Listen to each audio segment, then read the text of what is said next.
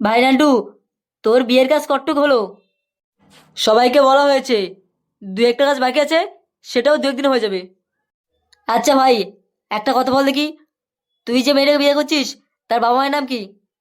বাবা মায়ের নাম তো বলতে পারবো না, কিন্তু মেয়েটার নাম হচ্ছে কদম। বুঝলে মাস্টার, ও মেয়েকে বিয়ে করছে, এই জন্য মেয়ের নামটা জানে। ওর বাবা মায়ের প্রয়োজন কি? আচ্ছা, তুই কি মেয়েটার সাথে একদিনও কথা বলেছিলি, মানে আলাদাভাবে? বলিস না ভাই খগেন, দুঃখের কথা। মোটা মেয়ে বলে ভেবেছিলাম প্রথমে বিয়ে করবো না, কিন্তু বাড়ির চাপ, কি আর করবো। তারপর ভেবে দেখলাম, মোটা মেয়ে কি হয়েছে, যদি মেয়ের বাড়ি থেকে একটা বুলেট দেয় তাহলে তো কোনো কথাই নেই, কিন্তু এখন সেটাও দিচ্ছে না। এই জন্য আর আগে কথা বলিনি। শোন ভাই, মেয়েটাকে যখন বিয়ে করছিস, একটু আলাদাভাবে কথা বল, যাতে তোর ভবিষ্যতে কোনো সমস্যা না হয়। পারলে একটু দেখা কর। খগেন, ওই মোটা মেয়ের সাথে আমার কোনো কথা নেই।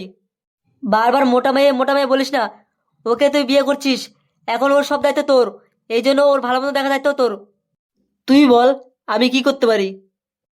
ভাই নান্টু, তুই মেয়েটার সাথে দেখা কর, মেয়েটার সাথে তুই কথা বল, তোর মনে কথা বল, ওর মনে কি আছে জানতে চা।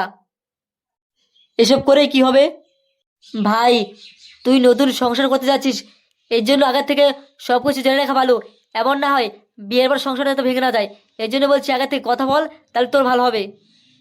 হ্যাঁ ভাই, খগেন ঠিক কথা বলছে। তুই যখন ওই বিয়ে করবি, সংসার যাতে অশান্তি না হয়, এর জন্য আগে থেকে কথা বল, তাদের তোদের সম্পর্ক খুব ভালো হবে। কিন্তু মাস্টার খগেন, মেয়ের তো ফোন নাম্বার নেই আমার কাছে, তাহলে কীভাবে ওর সাথে কথা বলবো? আরে ভাই নান্টু, তুই কেন চিন্তা করছিস? দরকার হয় আমি যাচ্ছি, আমি গিয়ে মেয়ের সাথে কথা বলছি। মেয়েকে আমি কথা বলার জন্য নিয়ে আসছি, তুই ওর সাথে গিয়ে দেখা কর, কথা বল। খগেন, এতে কি ভালো হবে?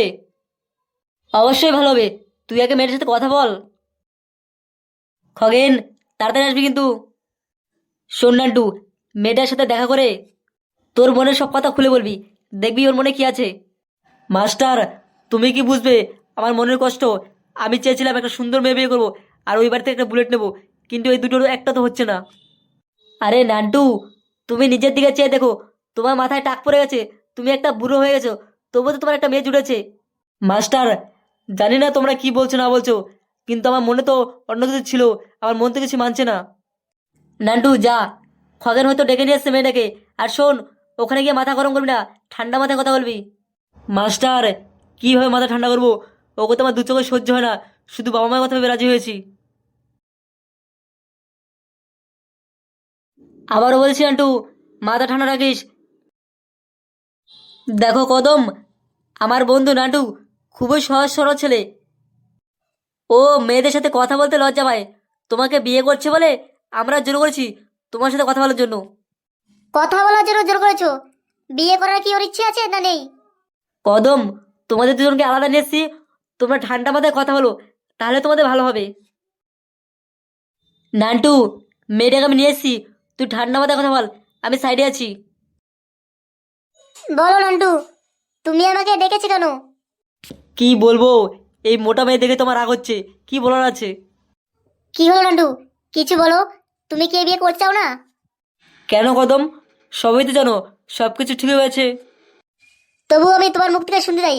বিয়ে ঠিক হওয়ার পর থেকে একদিনে তো তোমার সাথে দেখা করিনি, তাই বললাম। দেখা করিনি কারণ কাজে একটু চাপ ছিল, অনেক কাজ করতে হয় তো, ওই জন্য। আমি তো শুনেছি তুমি কাজ টাজ কিছুই করো না, তাহলে কি এত কাজ ছিল যে একদিনে তোমার সাথে দেখা করোনি? ওসব তুমি বুঝবে না, তোমরা মেয়ে মানুষ বাড়ির কাজ করো, আমরা ছেলে মানুষ বাইরে কাজ করতে হয়। হ্যাঁ, বুঝতে পেরেছি। মোড়ে মাথায় চার দেওয়ার আড্ডা মারা, ওটাই তোমাদের কাজ। বলো, তুমি কি বলতে চাও? আমি কেন বলবো? তোমার বন্ধুকে দিয়ে তুমি খবর পাঠিয়েছো, তুমি কি বলবে তা তুমি বলো। আমার কিছু বলা নেই, বলা থাকলে সেদিনই বলতাম, তোমার কথা তুমি বলো। দেখো নান্টু, আমি চাই না বিয়ের পর তুমি মদ খেয়ে বাড়ি এসে গন্ডগোল করো। ওইসব জিনিস আমি পছন্দ করি না। কদম, ছেলে হয়ে জন্মেছি, মদ তো একটু খেতেই হবে।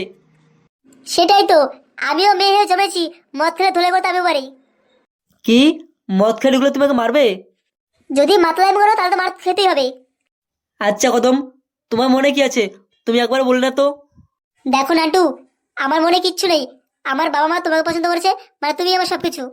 বাবা, কথা তো ভালোই জানো দেখি। তুমিও তো চার দেওয়ার বসে থাকো, কথা নিশ্চয়ই জানো, কেন চুপ করে আছো? আমি আর কি বলবো, সবই তো ঠিক আছে, এর জন্য কিছু বলছি না। নান্টু, আমার বাড়ি যেতে হবে, অনেকক্ষণ হয়েছে এখানে এসেছি।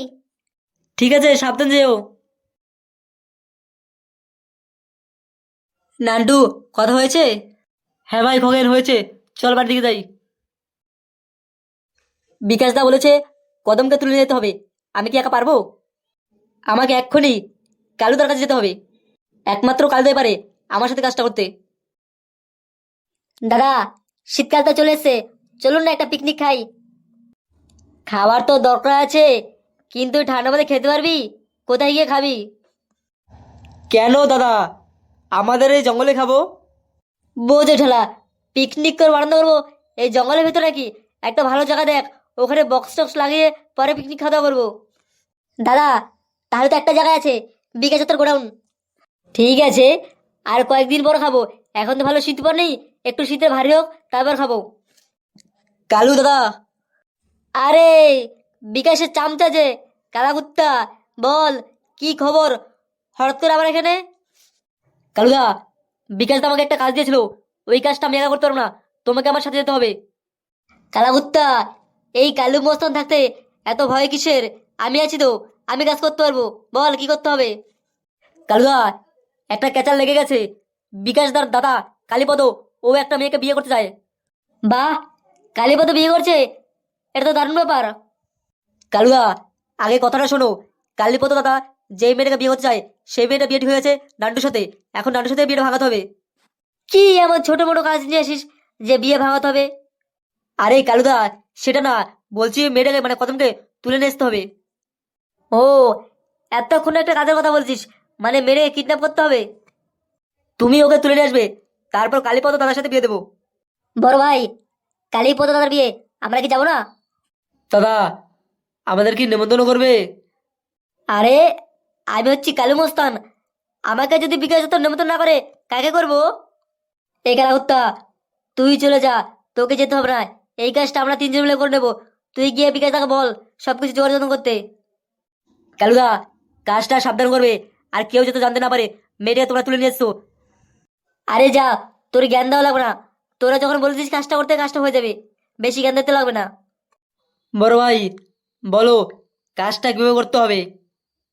তোরা জানিস তো, কালু মস্তানের কোনো প্ল্যান লাগে না। কালু মস্তান যখনই যায় তখনই প্ল্যান শুরু হয়ে যায়। কালুদা, এই কাজটা করার পরে বিকাশ দাকে বলে পিকনিকের সব যোগাযোগ করে নেবে। হ্যাঁ হ্যাঁ, আগে তো ওঠ, কাজটা গিয়ে আগে করি। ভাই বিকাশ, কালা করতে কি একা কাজটা করতে পারবে? কালীপদ দাদা, তুমি চিন্তা করছো কেন? আমার কালাকুত্তা খুব সেনা আছে, ও কাজটা করতে পারবে একাই। ভাই বিকাশ, ওকে কখন পাঠিয়েছিস? এখন তো আসছে না, কোথাও ধরা পড়ে জানি তো আবার। কি জানি, এখন তো আমারও টেনশন লাগছে। কালাকুত্তা যে কি করলো, ও যদি ধরা পড়ে যায় তাহলে আমরা তো ফেসে যাবো। ওই তো কালাকুত্তা।